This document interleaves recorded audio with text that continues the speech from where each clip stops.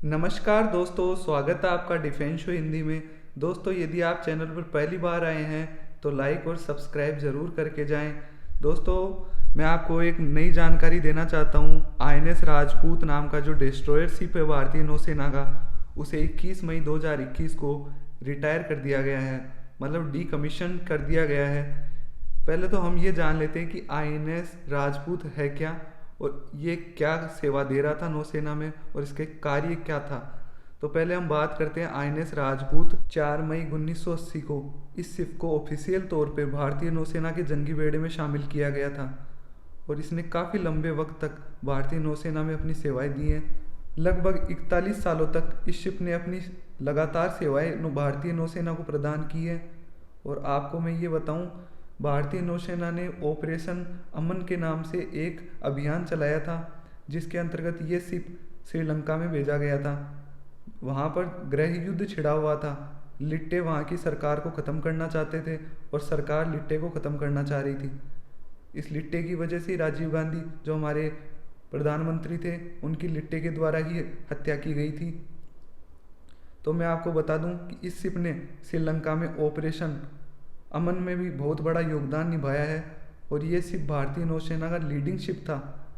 जहाँ तक हम बात करते हैं डिस्ट्रॉयर क्या होता है, तो डिस्ट्रॉयर एक ऐसा शिप होता है जिसपे बहुत ही भारी मात्रा में गोला बारूद तैनात होता है। हर प्रकार की missiles, anti ballistic missile, SAM missile, XR SAM, हर प्रकार की मिसाइलें इस शिप पे तैनात होती है। और इसको बनाया इस वजह से जाता है कि एक साथ ये कई शिप को काउंटर कर सके। इसमें अलग अलग वॉरफेयर की कैपेबिलिटी होती है। इसमें लगभग मैं आपको बता दूं कि इसमें 4 ब्रह्मोस मिसाइल की लॉन्च ट्यूब थी और इसमें जो रशिया का आरबीयू लॉन्चर होता है वो इसमें लगा हुआ था, जिसके द्वारा किसी भी पनडुब्बी को समुद्र के अंदर ही ये डुबो के ख़त्म कर सकता था। और ब्रह्मोस एक बार किसी भी जहाज़ पे जब भी फायर की जाती है तो उस शिप को नेस्तनाबूद एक बार में ख़त्म कर दिया जाता है। ब्रह्मोस दुनिया की सबसे तेज़ सुपरसोनिक रफ्तार वाली मिसाइल मानी जाती है। आप इसके आर्मामेंट वगैरह देख सकते हैं। ये शिप रशिया में मैन्युफैक्चर किया गया था, यूएसएसआर में, 4 मई 1980 को। और आप देख पा रहे हैं कि इसमें सोनार भी बहुत बेहतरीन ढंग का फिट किया हुआ था। एंटी सरफेस कैपेबिलिटी भी थी इसमें। 4 इसमें ब्रह्मोस मिसाइलें थी, 2 इसमें SSN नाम की मिसाइलें लगी हुई थी, एक इसमें जो धनुष बैलिस्टिक मिसाइल थी इंडिया की वो लगी हुई थी।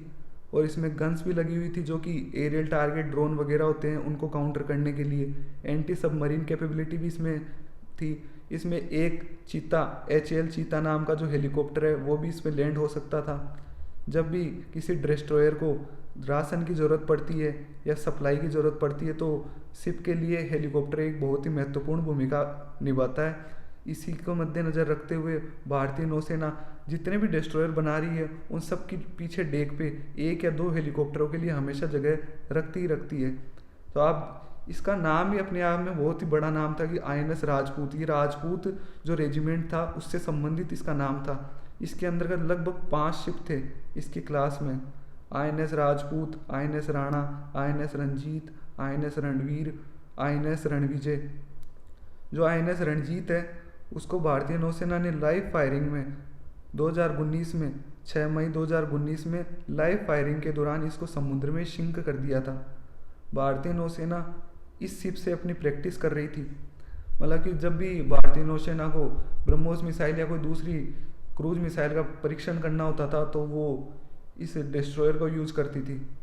आपको ये जान के बड़ी हैरानी होगी कि ये शिप, इसका वजन लगभग 4000 टन वजनी ये शिप था। और जब ये शामिल किया गया था 1980 के दशक में, तब इसके मुकाबले का शिप चाइना के पास भी नहीं था।